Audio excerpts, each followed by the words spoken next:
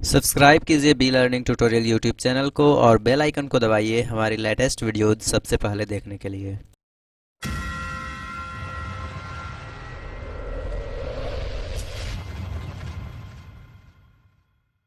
तो ये है आपके हिंदी के पेपर हाई स्कूल यानी कि 10 का, जो देख सकते हैं आप स्क्रीन पे। जब आप परीक्षा देने जाएंगे तो आपको कुछ इसी तरीके से आपको देखने को मिलेगा। ऊपर आपको जितने भी आपके पेपर में पेज होंगे उसको नोटिस किया गया होगा यहाँ पे, और यहाँ पे आप देख पाएंगे, यहाँ पे आपको अपना रोल नंबर डालना होता है और यहाँ पे आपका अपना नाम लिखना होता है।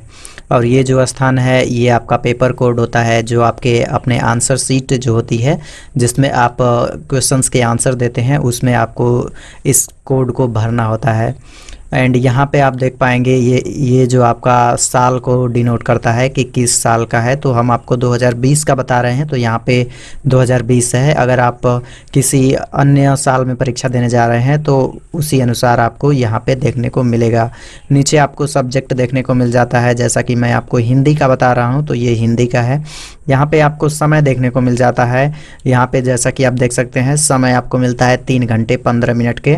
और यहाँ पे आपको पूर्णांक देखने को मिल जाता है कि आपका पेपर कितने नंबर का है। तो 70 नंबर का है और 30 नंबर आपके स्कूल से द्वारा दिया जाता है।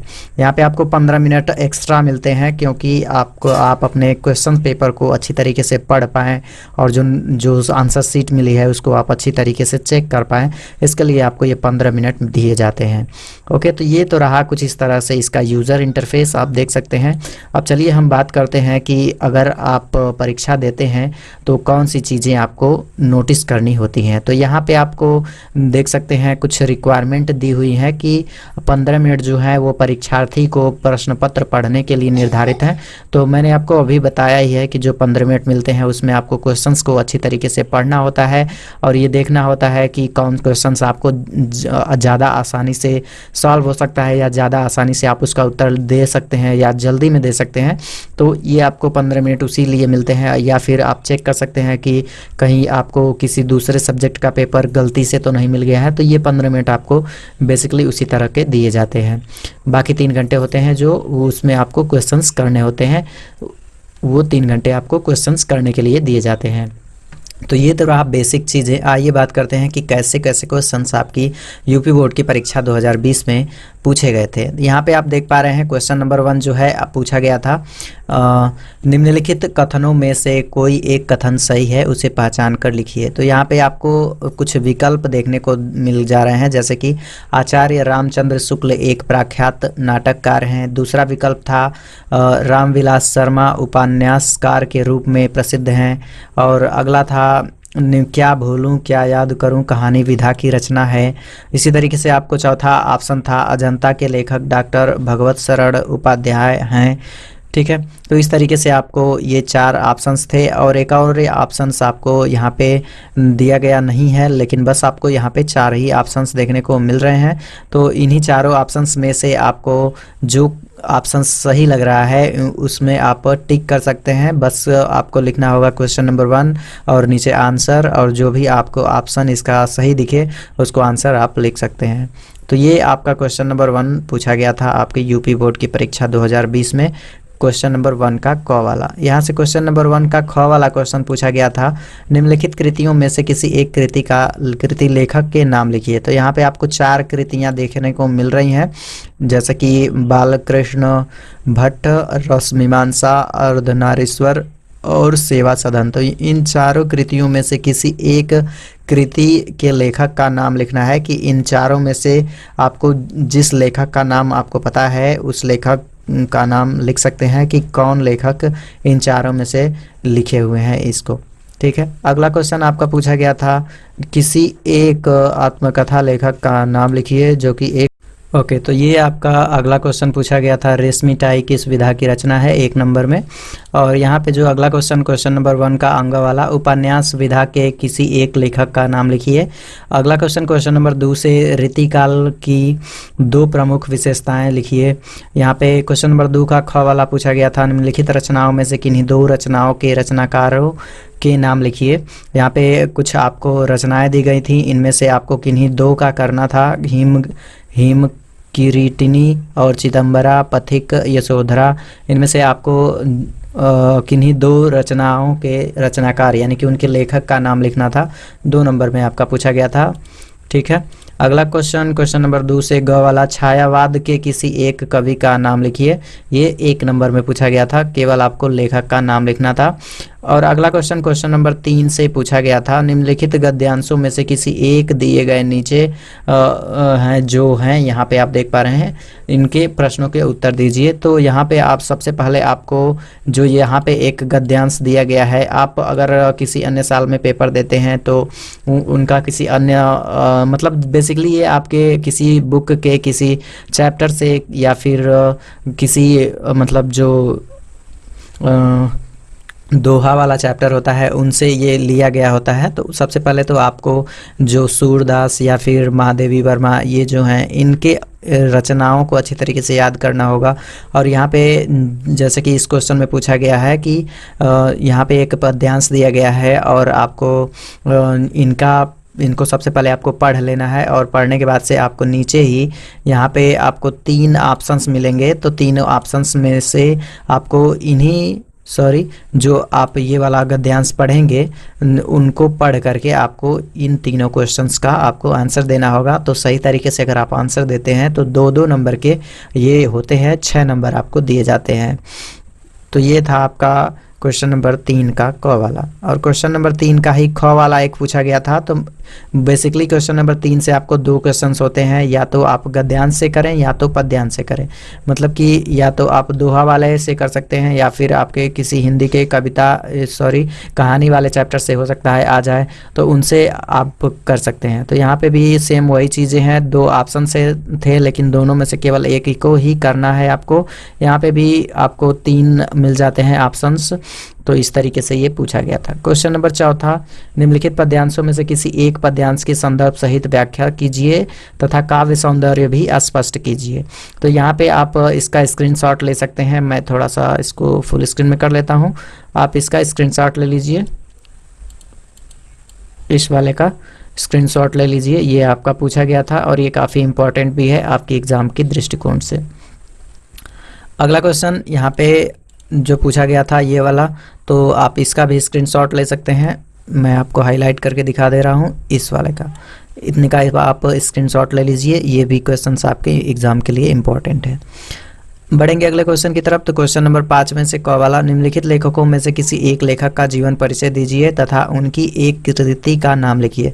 तो गाइस ये काफ़ी इंपॉर्टेंट चीज़ होती है, मतलब कि किसी एक लेखक का आपको जीवन परिचय देना होता है, बार बार पूछा जाता है और उसकी एक कृति का नाम लिखने के लिए दिया जाता है। तो आप महादेवी वर्मा या फिर सूरदास, पद्मलाल पुन्नालाल बख्शी या फिर कबीरदास, इनमें से किसी एक का जीवन परिचय आप याद कर लीजिए, क्योंकि ये डेफिनेटली आता ही है आपके एग्जाम में।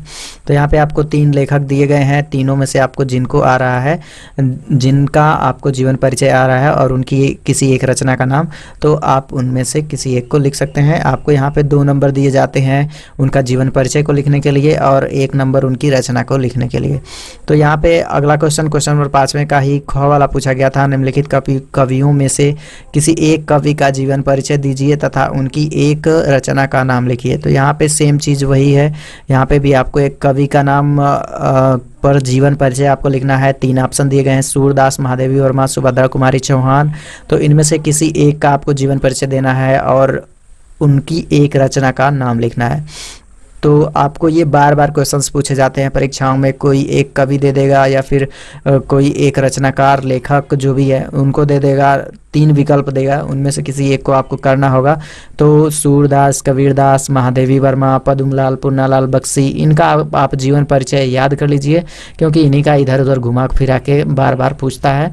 तो आप अपने एग्ज़ाम में 6 नंबर तो डेफिनेटली ला पाएंगे, जो कि 100% श्योर हैं। यहाँ पे आप देख पा रहे हैं क्वेश्चन नंबर 6, निम्नलिखित संस्कृत गद्यांश का संदर्भ सहित हिंदी में अनुवाद कीजिए। तो संस्कृत से भी आपको थोड़ा सा गद्यांश दे देता है और उसका आपको ट्रांसलेट करना होता है हिंदी में, और कभी कभी श्लोक दे देता है, जैसा कि यहाँ पे श्लोक भी दिया गया था ये वाला। तो इसको आपको हिंदी में अनुवाद करना है, तो इसका आपको 6 नंबर मिलता है। तो संस्कृत भी आप अच्छी तरीके से पढ़ लीजिएगा। यहाँ पे क्वेश्चन नंबर 7वें का क अपनी पाठ्य पुस्तक से कंठस्थ किया हुआ कोई एक श्लोक लिखिए। तो गाइस ये भी काफ़ी इंपॉर्टेंट है, आप इसको इंपॉर्टेंट कर लीजिए इस वाले क्वेश्चन को, क्योंकि बार बार 2 नंबर का आपको पूछा जाता है कि कोई एक श्लोक लिखिए या फिर कोई एक कविता लिखिए या फिर मतलब कोई एक संस्कृत का श्लोक लिखिए। तो इस तरीके से आपको ये पूछता है और 2 नंबर का यूपी बोर्ड की परीक्षाओं में हमेशा पूछा जाता है। तो ये भी काफ़ी इम्पॉर्टेंट है और जो कि बार बार पूछा जाता है। तो जो चीज़ें हम आपको इम्पॉर्टेंट बता रहे हैं उनको आप इम्पॉर्टेंट करते जाइएगा, क्योंकि वो सब चीज़ें आपको परीक्षाओं में बार बार वही रिपीट होती हैं। हालांकि कुछ चेंजेस होते हैं लेकिन चीज़ें आपकी वही रहती हैं। तो क्वेश्चन नंबर 7वें का ख वाला पूछा गया था, निम्नलिखित प्रश्नों में से किन्हीं 2 प्रश्नों के उत्तर दीजिए संस्कृत में। तो यहाँ पे आपको संस्कृत से ये पूछा गया है, 4 ऑप्शन दिए गए हैं, चारों में से किन्हीं एक का आपको उत्तर देना है। तो पहला ऑप्शन था भारतीय संस्कृति की मूलम किम अस्ति, दूसरा ऑप्शन था वीरः केन पूज्यते, तीसरा ऑप्शन था सूर्यवंश्य किम मुख्य दुखम अस्ति, वाराणसी कस्य संगम स्थली अस्ति। तो ये 4 आपके क्वेश्चन थे और 4 में से किन्हीं 2 के करने थे। ये संस्कृत से आपको पूछा गया है, तो संस्कृत को भी आप अच्छी तरीके से पढ़िएगा, 2 नंबर का आपको पूछा जाता है। और श्लोक तो आपको संस्कृत से एक पूछा ही जाता है लिखने के लिए, और संस्कृत से ही आपको कभी कभी ट्रांसलेट करने के लिए दे दिया जाता है। तो आप अच्छी तरीके से संस्कृत को भी देख लीजिएगा हिंदी में, ठीक है। अब बढ़ेंगे आगे। तो यहाँ पे क्वेश्चन नंबर 8वें से ग्रामर स्टार्ट हो जाता है, मतलब हिंदी व्याकरण स्टार्ट हो जाता है। तो जो चीज़ें हम आपको इसमें बताएंगे एकदम याद कर लीजिएगा। सबसे पहले आप वीडियो को अंत तक देखिएगा, क्योंकि एंड में हम आपको वीडियो के अंत में आपको कुछ इंपॉर्टेंट टिप्स देंगे, जिसको अगर आप फॉलो करते हैं तो आप हाई स्कूल में हिंदी में तो कभी फेल ही नहीं होंगे। तो चलिए बात करते हैं क्वेश्चन नंबर 8वें से कौन क्वेश्चन पूछा गया था। तो क्वेश्चन नंबर 8वें से क वाला था, हास्य रस अथवा करुण रस की परिभाषा लिखिए और एक उदाहरण दीजिए। तो यहाँ पे आपको 2 रस दिए गए हैं, पहला हास्य रस, दूसरा करुण रस।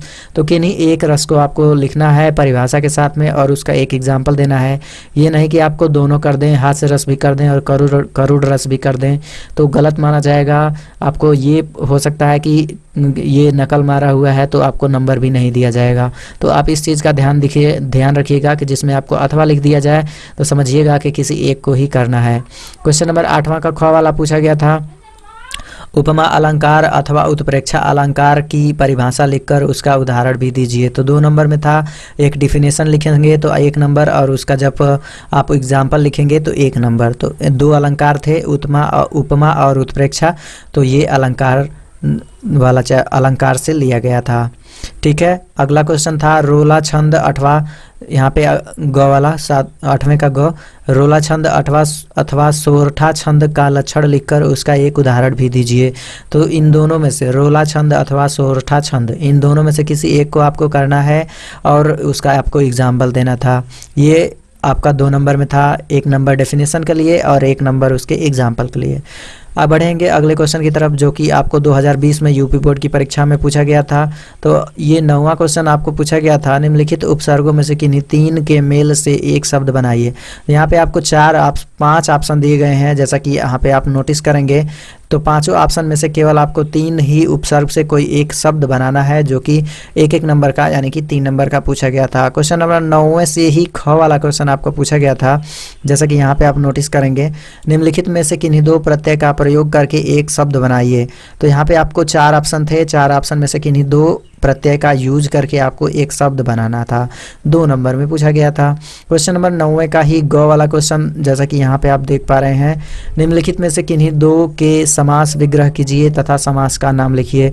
4 ऑप्शन थे, 4 ऑप्शन में से किन्हीं 2 का आपको समास विग्रह यानी कि अलग करना है और उनमें कौन सा समास है उसका नाम भी लिखना है। तो 1 नंबर आपको समास अलग करने के लिए, 1 नंबर जो समास है उसको बताने के लिए आपको यहाँ पे मिल रहे हैं, ठीक है। आधा नंबर, आधा मिला करके, यानी कि टोटल 4 बार आधा, तो 2 नंबर का हो जाएगा। यहाँ पे क्वेश्चन नंबर घ वाला देख सकते हैं, निम्नलिखित में से किन्हीं 2 शब्दों के तत्सम रूप लिखिए। तो यहाँ पे भी आपको 4 ऑप्शन है, 4 में से किन्हीं 2 को करना है। ऑप्शन था आग, कोयला, आज और चौथा ऑप्शन गागर। तो इन चारों में से किन्हीं 2 का तत्सम रूप लिखना था। जो कि एक एक नंबर का 2 नंबर में पूछा गया था। क्वेश्चन नंबर अंग वाला उसी का ही 9वां का ही आप देख सकते हैं, निम्नलिखित में से किन्हीं 2 शब्दों के 2 पर्यायवाची लिखिए। तो गैस पर्यायवाची भी बार बार पूछे जाता है, तो पर्यायवाची भी आप थोड़ा बहुत पढ़ लीजिएगा, बहुत आसान आसान आता है। जैसा कि यहाँ पे आप देख सकते हैं ऑप्शन 4 है, चारों में से किन्हीं का भी आप इजीली से लिख सकते हैं।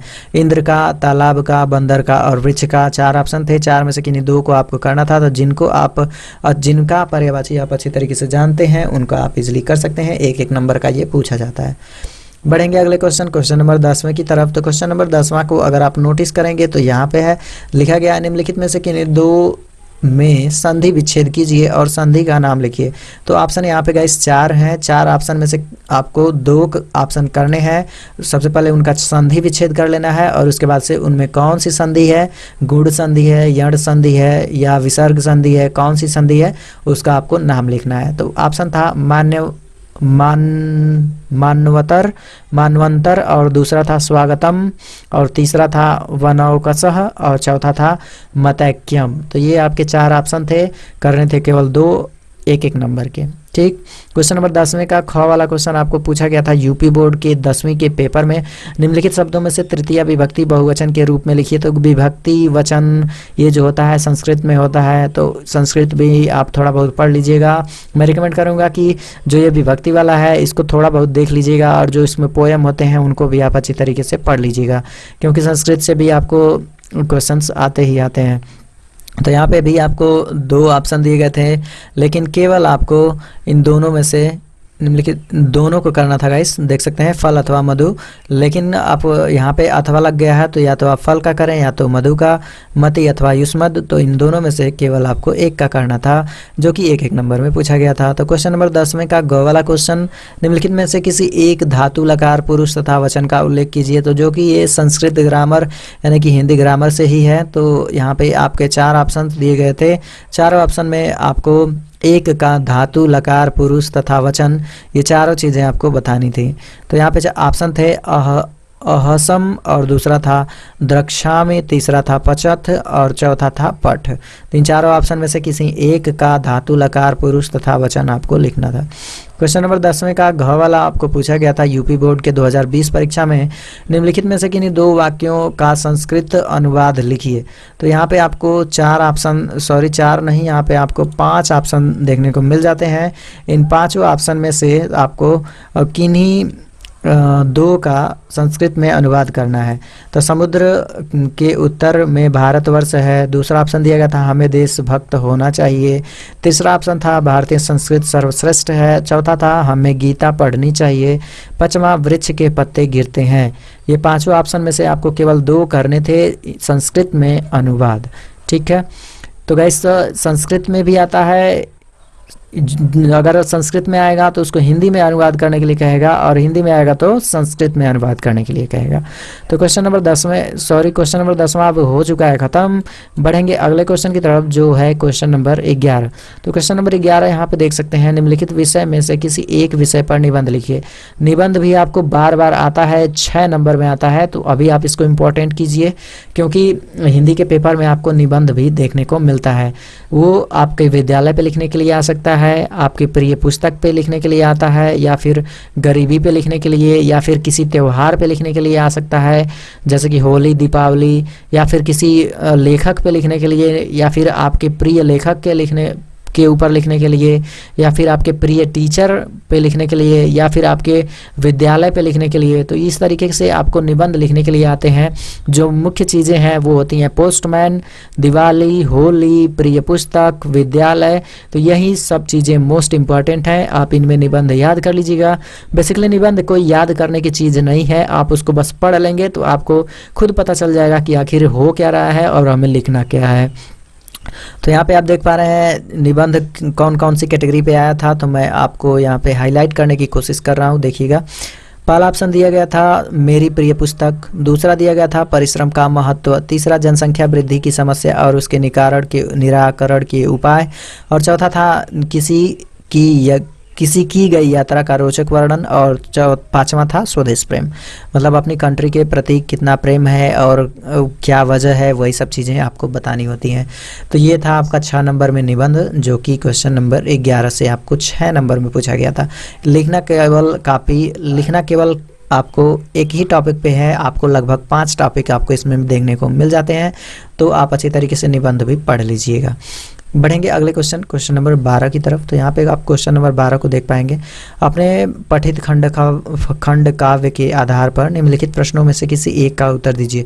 तो गाइस, जो खंड काव्य आपको पढ़ाया जाता है आपके बोर्ड में, उसका आपको उत्तर देना होता है। तो इसको आप अपने क्लास टीचर से पूछ सकते हैं कि हमारे सिलेबस में कौन सा खंड काव्य है, ठीक है। तो आप उसको पढ़ सकते हैं अच्छी तरीके से, जो कि 3 नंबर में आता है। तो इस तरीके से आपका हिंदी का पेपर जो कि 70 नंबर का होता है, हमने पूरा कवर कर लिया है।